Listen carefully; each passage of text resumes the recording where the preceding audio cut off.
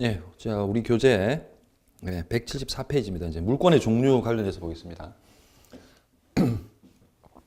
그 우리 민법 185조에 있는 규정인데요. 물권은 우리가 얘기하는 물권은 지배권은 법이 정한 테두리 내에서만 인정이 됩니다. 그게 뭐냐면 종류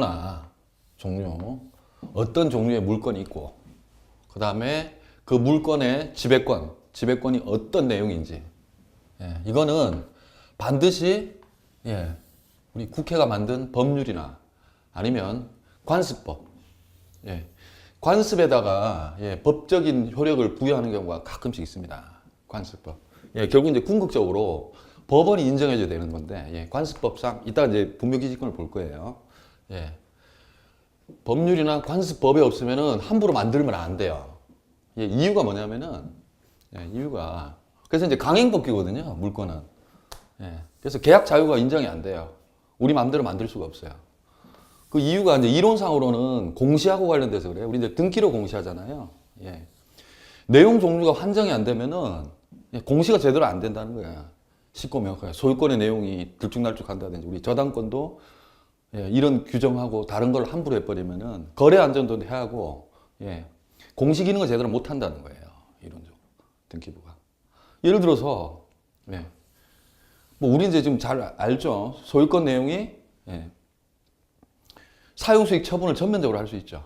근데 거래하면서 갑이 을한테 내면서 너 사용수익은 하는데 처분은 못하는 소유권을 넘기겠다든지 우리 법의 정면을 반하죠. 소유권은 완전한 지배권인데 이런 식으로 자기 마음대로 창설 못해요. 한번 채권하고 한번 비교해 볼까요?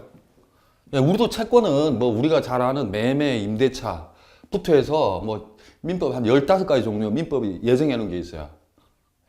그렇지만 그거는 우리가 이제 강행법규나 우리 뭐 103조 위반 이런 것만 아니면 얼마든지 계약은 자유롭게 할 수 있어요. 지금도. 그리고 민법으로 실제로 규율할 수 없는 계약들이 어마어마하게 발전하고 있습니다. 경제가 발전하면서 다양해지고 하면서 채권을 얼마든지 만들 수 있어요. 그리고 우리 민법이 예정하는 그 한 가지가 아니라 혼합계획이라는 여러 가지 섞여 있는 경우도 많고요. 채권하고 많이 다릅니다. 그래서 물권은 법이 정한 것만 종류와 내용이. 예전에 이제 그 온천권이라고 한번 얘기가 된 적이 있어요. 온천권. 이게 별도의 법률과 법률에는 없는데 이 온천권을 독자적인 물권으로 우리가 인정할 수 있느냐. 대법원 아마 부인했었죠. 그냥 토지에 따르는 우리 소유권은 이 토지가 있으면 지하에도 미치거든요. 지상에도 미치고 일정 부분 사용하는. 온천권은 인정으로 안 됐죠. 인정이 안 됐죠. 온천권은 별도로. 그리고 이제 물권은 우리 이제 어떤 걸 정해지고 있는지 봅시다. 어떤 게 물권이 어떻게 되는지. 그때 한번 봤는데 자 이제 물권 들어왔으니까 점유권하고 본권하고 한번 구별해 볼게요. 왜 이제 본권, 점유권 이렇게 하냐면은 본권은 우리가 이제 물건을 지배를 하잖아요. 지배를 정당화하는 권한이에요. 권리의 원천이거든요. 본권. 이거를 왜 점유권하고 구별하냐면은 점유권은 누구 소유인지 이러이러한 권리가 있는지 묻지 않습니다. 그러니까 본권이 있는지 없는지 지배할 권리가 있는지 묻지 않고 사실적인 지배 상태만 사실적인 지배 상태를 법이 보호해 주는 거예요. 법이 보호해서 일정한 권리를 주거든요. 뭐 예를 들어서 제가 이 핸드폰을 쓰고 있고 제가 이 책을 쓰고 있는데 남한테 빌려서 했건 제가 심지어는 제가 이걸 훔쳐서 쓰든 이 자체로 점유하고 있는 자체로 법이 일정한 권리를 부여를 해요. 본권이 없어야 되죠. 제가 원래 정상적으로 매매를 하든 아니면 뭐 빌려서 임대차를 하든 해야 될 건데 그래서 점유권은 본권하고 관계없다고 해서 이렇게 분리해서 하거든요. 그리고 이제 본권 중에는 지배하는 정당한 권한이라고 그랬죠. 정당한 권한. 이제 소유권이 이제 완전한 거죠. 사수처, 사용수익 처분. 근데 이제 제한 물권은 제한되는 거예요. 아까 물권 법정주의 종류와 내용이라고 했는데 내용이 제한이 됩니다. 그래서 제한 물권이라고 얘기를 해요. 제한돼요. 자, 용익, 사용, 수익. 예, 여기는 지상권, 지역권, 전세권이 있어요. 예, 이제 점점 할 겁니다. 차후에 쭉쭉 할 거예요. 그다음에 담보물권. 담보물권은 사용수익 처분 중에 사용수익은 못해요. 예, 자기가 처분권을 한 가지거든요. 세 가지 기능 중에. 소유권이 완전한 물권이죠. 이게 내용적으로. 그래서 유치권, 질권, 저당권이 있는데 뭐 저당권 우리가 굉장히 많이 했었고 이제 추후에 할 겁니다. 그리고 질권은 그 객체가 동산하고 예, 권리예요. 부동산이 아니기 때문에 우리 시험법에서는 져야 됩니다. 예, 나머지는 다 부동산이 예, 객체가 될 수 있습니다. 예, 객체죠. 그 다음에 이제 관습법상 예, 물건은 함부로 못 만든다 그랬죠. 우리 마음대로. 예, 못 만드는데 관습법상 인정되는 것 중에 분묘기지권이라는 게 있어요. 예, 그 여러분 아마 2차 과목하고도 관련이 있을 건데 2차 과목. 이제 최근에는 장사 등에 관한 법률이라는 게 예, 제정이 돼서 이제 2001년 1월 13일 이후에 이제 산소를 만들면 예, 이제 우리 취득시효라는 게 있습니다. 할 게 뭐냐면 20년 동안 남의 땅에다가 이렇게 산소를 이렇게 설치하고 했더라도 예, 취득시효로서 권리를 취득할 수가 있어요. 소유권을 취득할 수 있습니다. 사용수익권을 취득할 수 있어요. 이게 뭐냐면 분묘기지권이라는 게 뭐냐면은 우리나라에 굉장히 많다고 하거든요. 그러니까 그 남의 특히 이제 땅, 특히 임야겠죠. 산 같은데 이렇게 자식들이 자기 땅이 아닌데도 동의 안 하고 예, 산소를 설치하고 제사를 계속 지내는 거예요. 후손들이. 예, 그거를 예, 봉부를 만들어서 20년 이상 계속 예, 봉사라 그러죠. 제사 지내고 후손들이 하면은 예, 여기에 토지의 소유권을 취득하는 게 아니라 이 제사할 때 우리가 제사 지내고 할 때 필요한 범위 안에서 이 사용 수익권을 가져요. 예, 그걸 이제 분묘기지권이라고 하는데 예. 이게 이제 비판도 많았어요. 왜냐하면 토지 소유자 입장에서는 이 산소 함부로 철거도 못하고 분묘기지권 인정 때문에 예, 특히 학생들 비판이 많은데 대법원은 어쨌든 분묘기지권을 꾸준히 인정을 해왔어요. 사실은 그 우리나라는 그 유교 문화가 좀 강해서 조상에 대한 제사, 봉사하는 게 굉장히 예, 중요하게 생각하잖아요. 그래서 그 우리 법 감정에는 어떻게 보면 맞을 수는 있어요. 그리고 그 소유주 입장에서 남의 산소 함부로 파헤치고 하는 것도 찜찜할 거고 예, 또 형법상 죄가 됩니다. 함부로 하는 게. 그리고 하여튼 여러분 그 2001년 1월 13일 이후에 설치된 예, 그런 분묘에 대해서는 취득시효가 안 돼요. 아무리 오래 적용하더라도 자기가 그런 권리를 못 가져요. 이 소유권을 취득한 얘기가 아닙니다.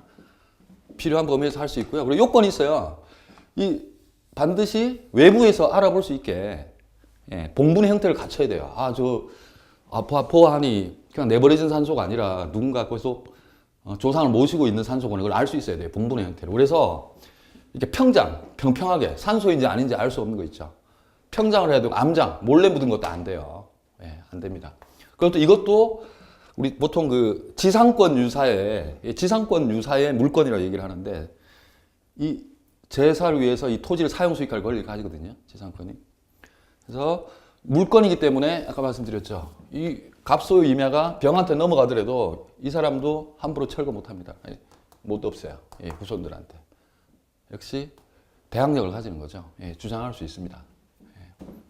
그리고 뭐 잠깐 여담인데 제가 이제 그 할아버지 할머니 산소가 시골에 있는데 근데 숲풀이 너무 우거져서 그냥 이제 너무 오랜만에 기억이 잘 안 나더라고요. 그래서 그 집에 와서 어머니한테 어디 절하고 왔다 그랬더니 그 거기 할머니 산소 아니라고 막 그러시더라고요. 그래서 좀 머쓱하더라고요. 근데 이제 어머니 말씀 뭐 연세가 많으셔서 그런지 그 모르는 사람 산소에 절을 하면 3대가 복을 받는다고 그러시더라고요. 그래서 그냥 그걸로 위로를 삼았습니다. 그 실제로 이제 분묘기지권 같은 경우는 저희가 한 2년 전쯤에 이제 법원까지는 가진 않았는데 한번 저희가 그 소송 직전까지 간 단계가 있었어요. 왜냐하면 그 이제 우리 의뢰인이 이제 그 자기들은 몰랐는데 남의 땅에 이제 자기 그 할아버지 산소가 있었던 거예요. 있어가지고 굉장히 오래됐죠. 저희가 보니까 지역권이 취득을 했어요. 근데 본의 아니게 알박기가 된 거예요. 옆이 다 개발이 돼 있더라고요. 직접 가보니까. 개발이 돼 있는데 그 공사업자가 주위 땅을 다 매입했고 그쪽에 이제 빌라를 지으려고 이것만 남아 있는 거예요. 우리 의뢰인. 그래서 소송까지 가면 시간 오래 걸리고 자기 득도 없을 거라고 판단을 했는지 건축업자들은 굉장히 빠르시더라고요. 그래서 저희가 그 합의해서 끝을 냈어요. 예, 합의해서 끝을 냈는데 북묘기 지권은 실무상도 자주 문제가 됩니다. 예. 그리고 또 그 우리나라의 특유의 그 조상 모시기, 효의식에서 발현된 거라 좀 독특하죠. 이 관습법상 인정되는 겁니다. 북묘기 지권은. 예, 여기까지 하고요. 예. 예, 우리 교재 174페이지 하단이죠. 이제 물권의 효력. 자, 물권의 우선적 효력. 예, 우선적 효력 한번 봅시다. 예, 말대로 우선한다는 거죠. 이제 하나의 물건 위에 아까 우리 이제 부동산을 주로 생각하면 될 것 같아요. 예, 하나의 물건 위에 여러 개의 권리가 서로 부딪히는 거예요. 경합을 하는 거예요. 그때 우선하는 효력을 우선적 효력이라고 하는데, 예를 들어서 그 이제 대표적으로 나타나는 우리 물권 채권 많이 하지만은 물권은 배타적이고 대세적이고 지배적인 효력을 지배력을 가지거든요. 그 채권은 어떻죠? 항상 제가 말씀드렸듯이 채권은 이 X 토지에 임대차 계약을 하면은 자기가 직접 지배하는 권리가 아니에요. 항상 상대방 요구할 수 있는 권리라고 했죠. 채권이 갑의 행위를 통해서만 을은 만족을 얻어요. 굉장히 우회적입니다. 근데 소유권자는 자기가 직접 지배를 하거든요. 사용수익 처분하거나 해서 이론상은 그렇습니다. 그 우선적 효력을 물건이 항상 우선하거든요. 원칙적으로. 물건이 채권을 우선하는 이유가 이 사람의 행위를 매개로 했기 때문에 그래요. 근데 물건은 직접 지배하거든요. 자기가. 채권은 요구권에 불과하다고 그랬죠. 이 사람이 수인했기 때문이지 이 사람이 안 해줄 수도 있거든요. 그래서 물건하고 채권이 부딪힐 때는 넘겨보면 알아요. 병한테 양도를 했거든요. 토지를. X 토지를. 임차인 입장에서는 넘겨버리면 사실은 속수무책입니다. 이제 법격언으로 매매는 임대차를 깨트린다는 말이 있어요. 그게 뭐냐면 매매를 통해서 이제 소유권을 취득을 했죠. 을은 소유권 넘겨버리면 병에 대해서는 할 말이 없어요. 병이 소유권자입니다. 채권밖에 안 가지고 있기 때문이에요. 채권은 상대권이라고 그랬죠. 갑한테밖에 주장 못합니다. 나 이거 사용수익하게 해줘. 병한테는 안 됩니다. 소유권자이기 때문에. 근데 우리가 이제 우리 민사특별법 있죠. 실제로 상가라든지 상가 건물이라든지 우리가 임대차, 우리 전세라는 표현을 쓰는데 정확하게 임대차 이런 데 특별히 보호를 합니다. 보호하게 하죠. 안 그러면 우리나라 다 나앉아야죠. 저도 전세 살고 있는데 다 나가야 되는데. 그건 이제 예외 규정으로 둬서 그런 거고요. 일반 원리상은 임대차 계약이 먼저 이루어지고 나중에 매매가 이루어져도 성립 선후에 관계없이 무조건 물건이 우선합니다. 이게 우선적 효력이에요. 근데 물건과는 달라요. 물건끼리. 물건끼리는 내용상 양립할 수 있는 건 얼마인지 할 수 있거든요. 예를 들어서 갑이 을은행에서 돈을 좀 빌렸어요. 한 5억 정도 빌리고 을은행. 그 다음에 또 조금씩 빌렸어요. 을은행, 병은행 이렇게 은행들한테 돈 빌리고 이제 대출이죠. 이게 제가 아까 소비 대차를 소비 임치가 좀 정확한 것 같은데 어쨌든 이건 신경 쓰지 마시고 시험 범위는 아니니까. 이거는 물건끼리는요 성립 선후입니다. 성립 선후. 어떤 게 먼저 됐는지. 그래서 우리은행에서 3억을 대출받고요. 국민은행에서 2억을 대출하면 이게 순위가 있어요. 등기부 여러분 이제 나중에 보시면 접수번호 있거든요. 접수번호 봤죠? 거기 우선순위에 따르죠. 이렇게 쭉쭉 내려갑니다. 왜냐하면 저당권 같은 경우는 자기가 사용 수익 안 하는 거예요. 나중에 이거 돈 못 받을 때 이거 팔아서 그러니까 경매를 통해서 환가해서 자기 채권을 만족을 얻으려고 하는 거거든요. 그게 순위가 있습니다. 등기 보면 알기 때문에 예를 들어서 이게 건물이 한 3억밖에 안 된다 그러면 국민은행에서는 돈 안 빌려주겠죠. 저당권 설정 안 하겠죠. 왜냐면 받을 가능성이 없는데 다 파악하고 하는 겁니다. 그래서 저당권은 1, 2, 3 쭉 나올 수 있어요. 성립 선후입니다. 그리고 이제 우리 교과서 예에 있는 걸 한번 볼까요? 전세권도 임대차와 비슷하지만 물건이라고 말씀드렸죠. 등기로 공시가 되고 우선 변제적 효력이 있고. 채권은 참 제가 채권 같은 경우는 채권과는 평등합니다. 채권 평등의 원칙이라고 해서 채권은 먼저 성립했고 나중에 성립했고 관계없어요. 평등합니다. 채권은. 채권끼리는. 전세권 이 1순위로 설정되어 있고요. 예. 양립 가능합니다. 전세권은 사용 수익하는 거고 저당권은 처분권을 내용으로 하는 거기 때문에 예. 자, 1순위로 성립이 되어 있고 예, 뭐 X 건물이라고 할까요? 예. 건물에다가 이거 잘 사용 수익하고 있어요. 예. 잘 사용하는데 자, 갑이 전세권을 설정했는데 예, 전세권이 설정되어 있는데 이제 을이 예를 들어 우리은행으로 칩시다. 을은행이 예, 2순위로 들어왔어요. 예. 이럴 때 저당권자는 경매 신청을 할 수 있거든요. 예, 임의경매라고 하는데 예, 임의경매 신청하면은 물권끼리는 어떤다고 그랬어요? 성립의 선후. 예, 갑은 보호를 받아요. 예, 경매 넘어가더라도 예를 들어서 이 X 건물이 처음에 A의 소유였다가 예, B의 소유로 가더라도 예, B는 전세권 안아야 돼요. 안고 갑니다. 그러니까 당연히 경매 가격에서 물론 고려는 되겠죠. 예, 되는데 B는 안고 가야 돼요. 왜냐하면 얘가 더 우선하기 때문에요. 먼저 성립됐군요. 단 배당 요구라는 게 있어요. 여러분 뭐 2교시에서 하시겠지, 2차 시험에서 하시겠지만 예, 배당 요구하면은 이 사람도 그냥 배당 받으면 끝나요. 그러면 전세권 소멸해요. 예. 어쨌든 후순위보다는 앞서기 때문에 이 사람 때문에 자기가 예, 부동산을 사용 수익할 권리를 뺏기면 안 되잖아요. 그래서 이 사람이 우선합니다. 전세권자. 경매로 넘어가더라도 다른 소유권자들은 나는 전세권자니까 계속 버티고 이거 사용 수익하려 하면 못 막습니다. 그리고 등기부에 이런 문제들 때문에 공시가 되는 거예요. 예, 등기부에. 예, 여러분들은 뭐 실무 나가시면 다 전문가가 되실 거예요. 등기부 보는 거는. 예, 175페이지죠. 자, 물권적 청구권. 예, 제가 민청할 때도 몇 번 말씀드렸는데, 예. 물권은 자기 방어 체계가 있어요. 예, 이제 물권적 청구권이라고. 저희는 이제 법학하신 분들은 다 알지만 좀 게을러서 말을 많이 줄여요. 그래서 우리 이제 물청이라고 얘기하는데, 물청. 예, 물청. 예를 들어 좀 줄이면 예를 들어볼까요? 여기 많이 나오는데요. 예.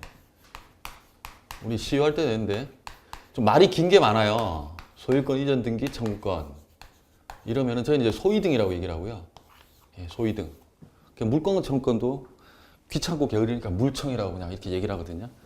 제가 뭐 가끔씩 그냥 사수처, 이것도 제가 사용 수익 처분, 이것도 제가 계속 반복하는데 좀 제가 보면 게을러서 그런 것 같아요. 예, 예. 자, 물청, 물권적 청구권에도 보면요.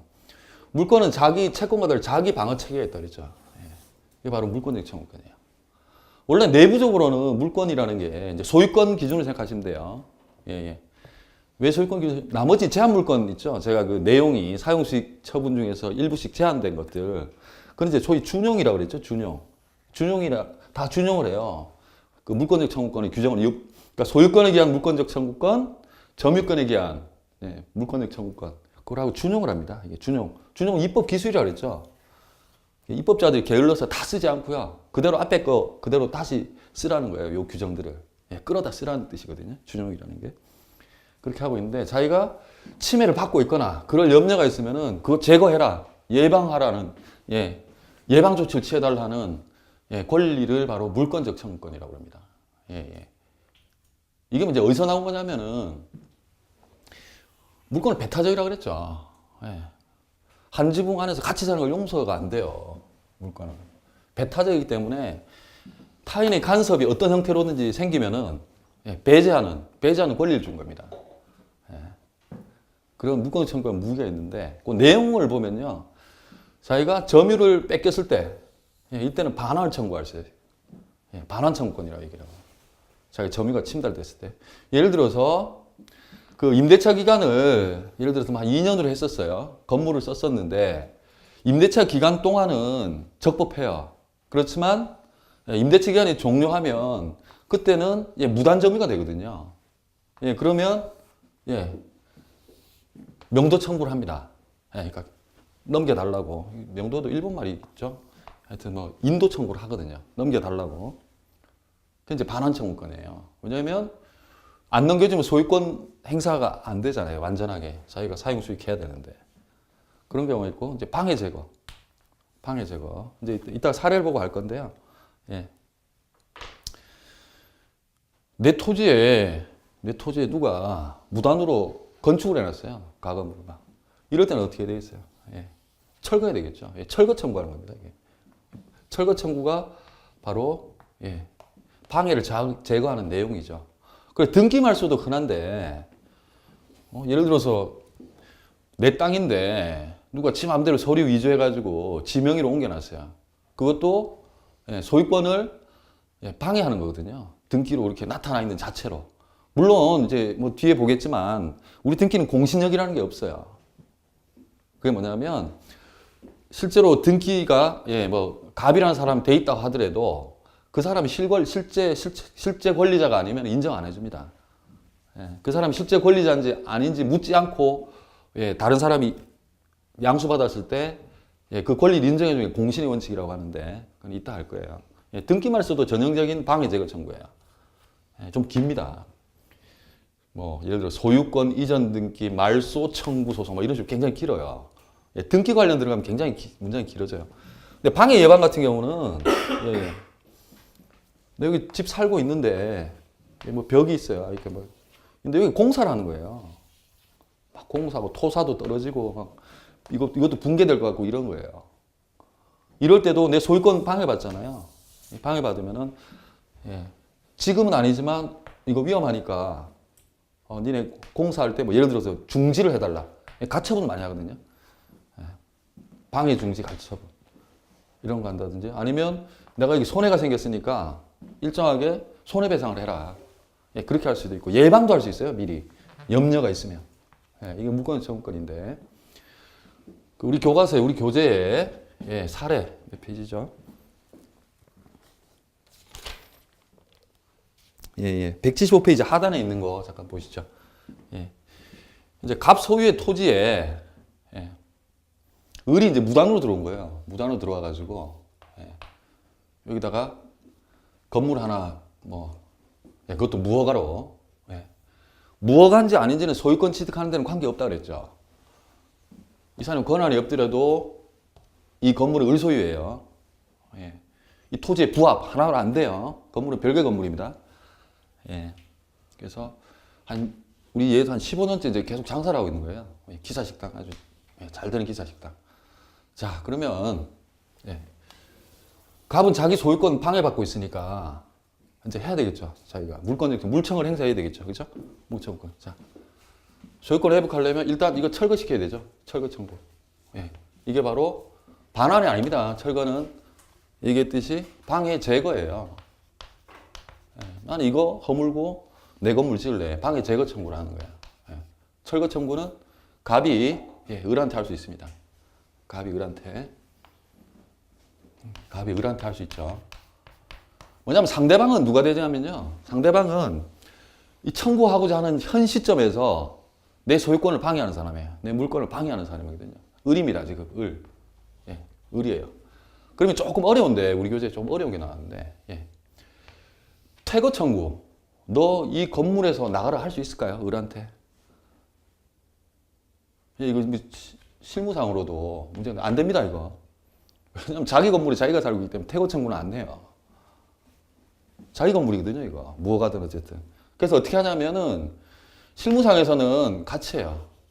철거 및 퇴거를 청구해요. 철거하고 나가라는 거예요. 철거해버리면 살 장소가 없죠. 그래서 이렇게 하는 거예요. 퇴거 청구만은 안 됩니다. 우리 이제 교재 취지가 조금 좀 어렵죠. 그리고 무허가 건물이니까 지금 등기가 안 돼 있는 상태예요. 안 돼 있는 상태인데 이 사람이 이제 병한테 넘겨버렸어요. 이거를 잘 되니까 자기도 좀 장사 좀 해보자 해서 기사식당을 병한테 넘겼어요. 자, 병한테 양도했어요. 등기 안 됐더라도 미등기라고 해야죠. 등기 안 됐더라도 얼마나 넘길 수 있습니다. 그리고 양수 받은 사람, 받은 사람은 법률상 사실상 처분 권한이 있어요. 얼마든지 있습니다. 그래서 미등기 이 건축물, 무허가 건축물을 양수받은 만약에 병으로 양도가 되었다면은 갑은 그러니까 실제 소송할 때 피고겠죠. 바꿔야 됩니다. 병을 상대로 현재 침해하고 있는 자여야 돼요. 이 사람이 상대방이 됩니다. 이 넘겼기 때문에. 뭐 내부 관계는 둘이서 알아서 하겠죠.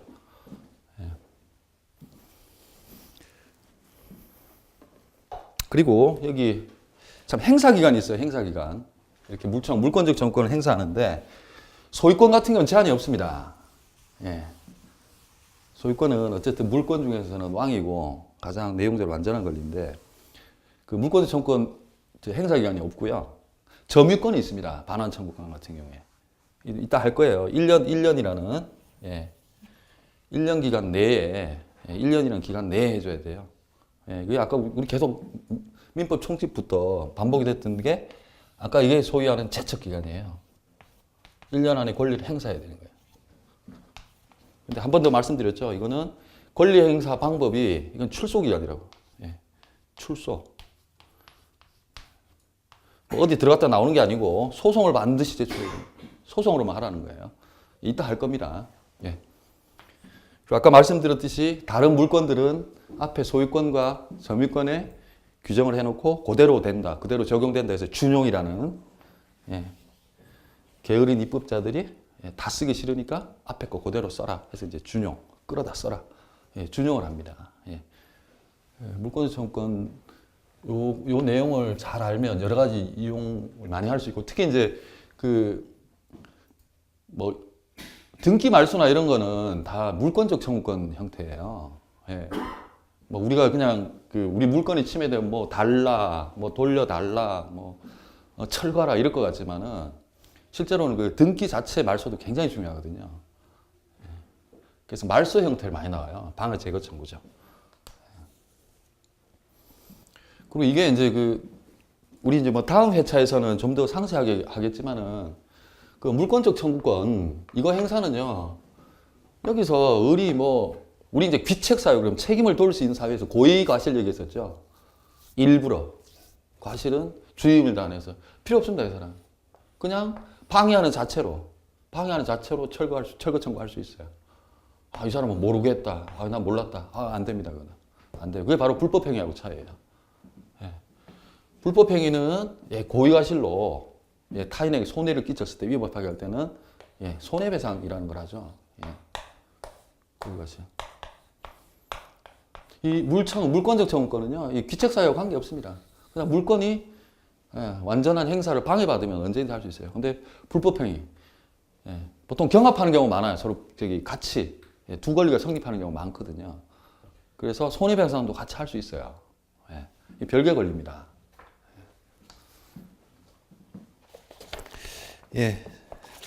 그 물권 변동. 우리 교재 177페이지입니다. 170인데. 여기, 이제 용어 설명이라고 있는데요. 맨 위쪽에. 이거는 좀 중요하기 때문에 좀 설명을 해야 될 것 같아요. 그냥 지나가는 것보다. 여기 이제 사실 이 형성 판결 때문에 이 용어 설명을 쭉 했는데요. 그리고 우리 이제 물권 변동은 쭉 보면 나오지만, 우리 187조 위쪽 한번 읽어볼까요? 우리 알다시피 186조 보면 부동산에 관한 법률 행위로 인한 물권의 득실 변경은 등기하여 효력이 생긴다. 우리 등기하는 건 아시죠? 근데 등기를 안 해도 되는 경우도 있어요. 법률 행위가 아닌 경우에 그 대표적인 게 이제 형성 판결이에요. 형성 판결. 그다음에 이제 뭐 설명 많이 드렸었죠. 상속 또 경매 이런 경우에는 이제 법률 규정에 취득한다는 규정이 있습니다. 예를 들어 경매 같은 경우는 민사집행법에 대금을 완납하면 그때 소유권을 취득한다. 이렇게 법률 규정이 있거든요. 우리가 법률하고는 항상 구별해야 된다고 그랬죠. 우리 의도대로 되는 거하고 법률 규정에 따른 거하고 거기에 형성 판결이 있을 때도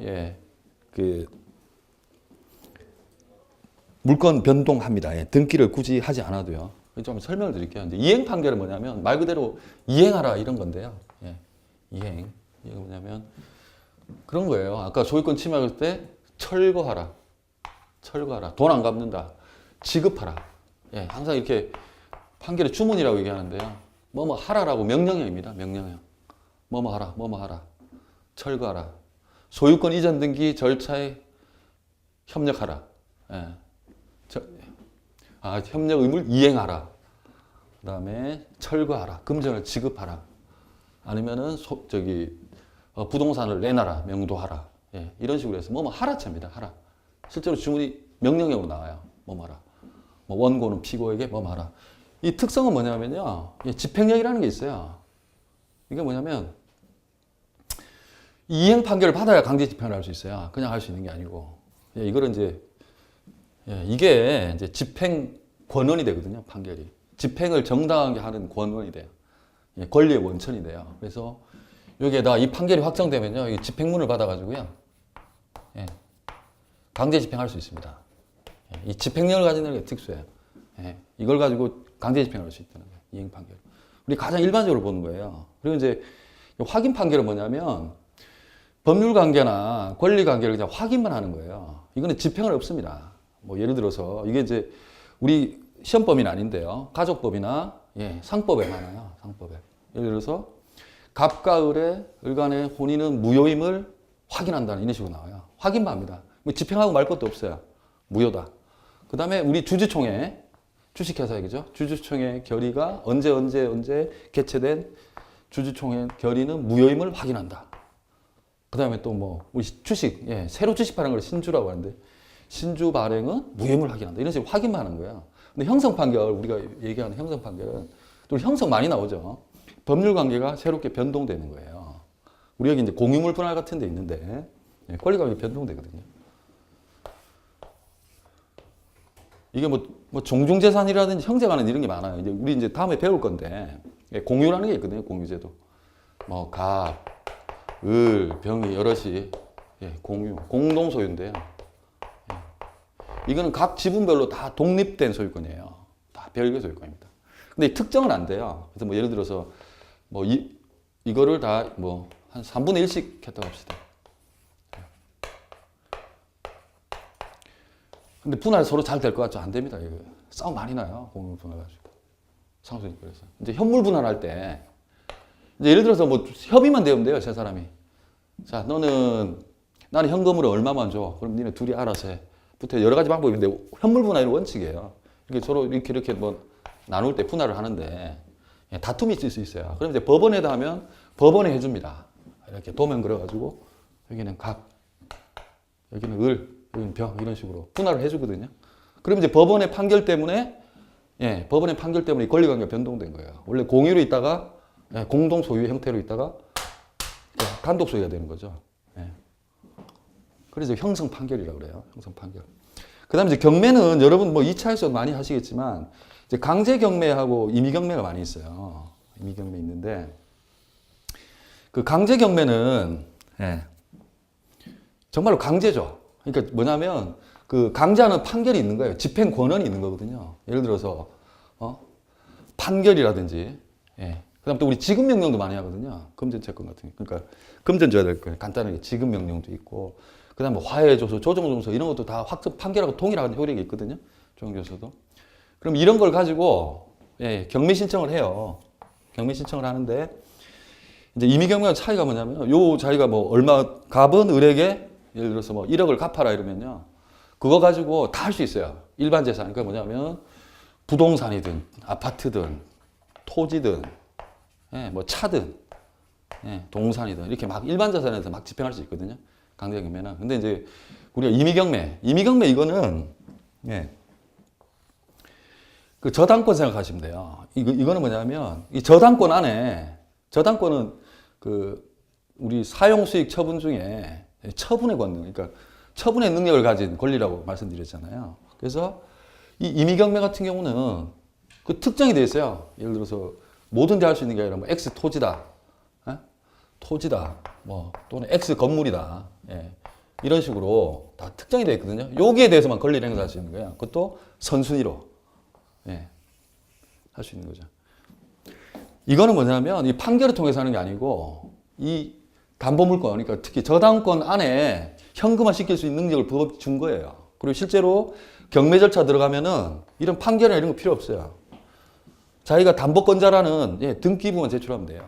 그럼 개시할 수 있어요. 근데 실제 절차는 법원에 의해서 개시되는 건 맞아요. 부동산은.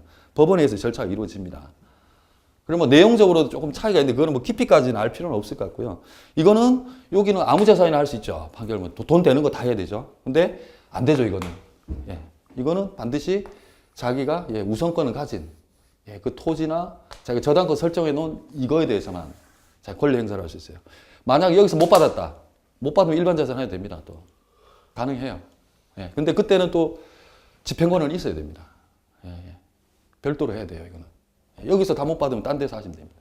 일반 재산으로. 예, 우리 교재. 예. 예, 177페이지입니다. 형식주의와 의사주의에 대해 좀 알아볼게요. 형식주의, 의사주의.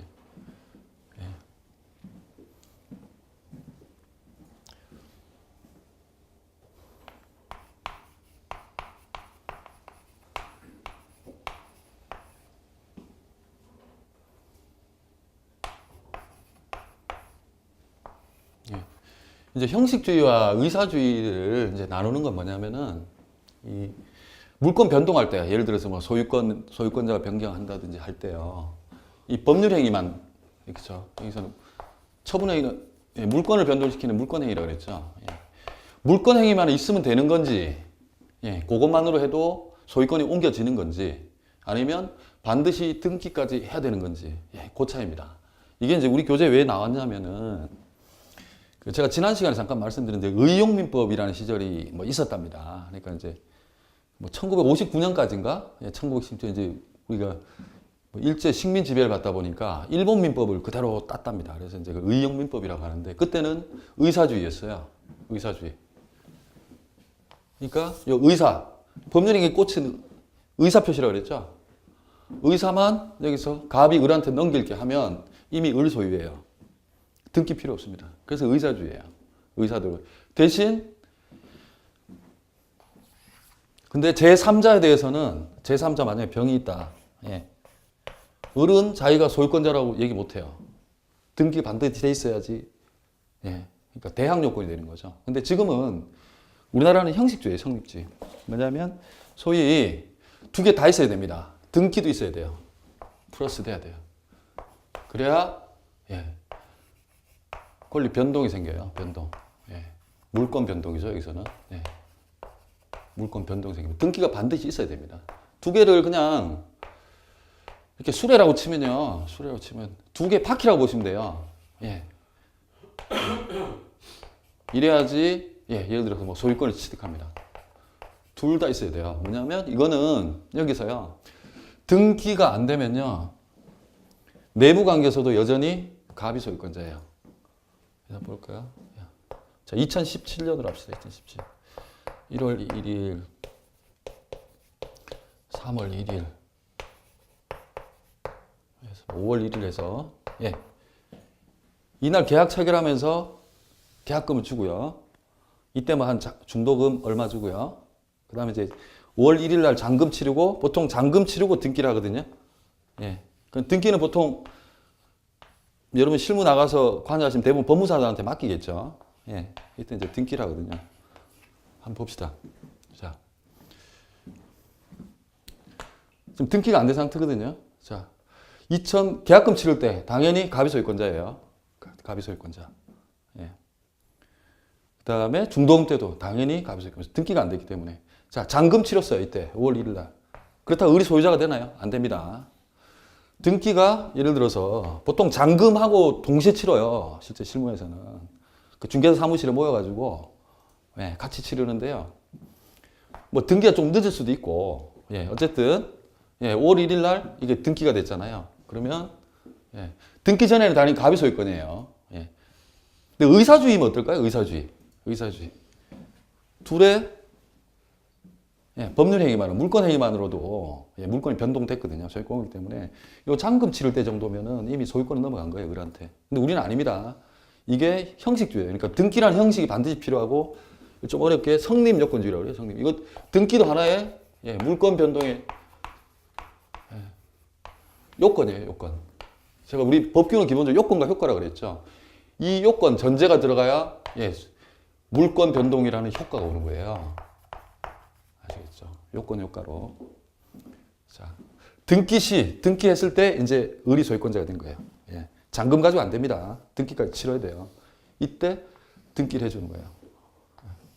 그럼 만약에 갑이 이제 등기를 하려면 갑이 협력이 필요해요. 서류도 줘야 되고, 예, 뭐 인감도장 여러 가지 필요하거든요. 협력을 안 해줘요. 우린 공동신청주의입니다. 갑이 협조 안 해주면 등기가 안 돼요. 예, 보통 이제 위임장 써서 다 하겠지만, 이제 안 해주는 경우를 상정합시다. 그러면은 잠금까지 치르고 나면요. 예, 등기에 협력을 하라는 이전 등기 청구권이라는 게 생겨요. 예, 제가 지난번에 말씀드렸는데 예, 등기 절차에 협력하라. 라는 이 공동 신청주의 때문에 그래요. 우리나라는. 이전 등기 청구권이 생기거든요. 이때 생깁니다. 안 해주면 이거를 어차피 소송을 해야 돼요. 이전 등기 청구권.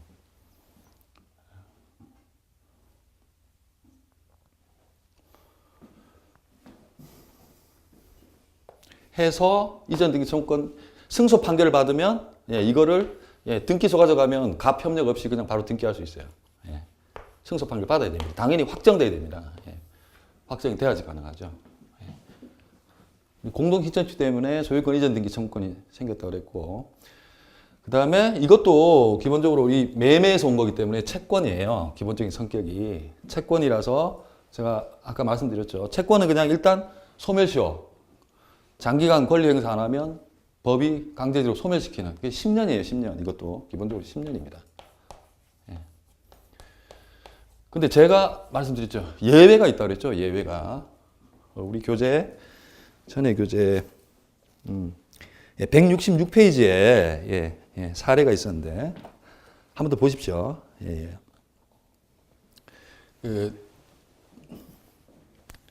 만약에 이제 X 토지를 매매를 하고요. 이미 이 X 토지를 을이 계속 사용 수익하고 있어요. 예, 등기도 안 됐는데 자기가 사용 수익하고 있거든요. 실제로 이게 농지가 그런 경우가 많대요. 농지나 이런 거. 임야 이런 거는 소유권, 그러니까 등기 넘겨오기 전에도 그냥 자기가 쓰는 거예요, 미리. 예. 그런 상태라면 계속 등기 안 됐더라도 그럴 때는 소멸시효 안 걸린다 그러거든요. 예. 그러니까 권리 소멸 안 하는 거예요. 사용 수익하고 있으면. 예, 그 판례, 우리 판례거든요, 판례. 예, 그래서 그거 한 166페이지에 있는 사례 한 번 더 보시고요. 그 다음에 이게 이제 등기 안 해주는 경우에 우리 이제 교재에 나와 있는데 등기가 안 되면 여전히 갑이 소유권자이기 때문에 사실은 다른 데 넘길 수도 있어요. 예, 꽤 頻繁합니다. 다른 쪽, 이쪽 그냥 손해배상 해주고 나 더 좋은 조건에 판례해서 소위 이중매매라고 해요. 이중매매. 이중매매, 이중양도. 얼마나 벌을 수 있습니다. 왜 그럴까요? 소유권 취득하기 전에 채권 관계에 불과하기 때문에 그래요. 요구할 수 있는 관계로. 그러면 을도 채권자가 되고요. 병도 채권자가 됩니다. 동등합니다. 채권은 우선순위가 없어요. 이 사람이 먼저 계약 체결했다고 우선권 있는 거 아니에요. 등기 먼저 받는 사람이 윈이에요, 윈.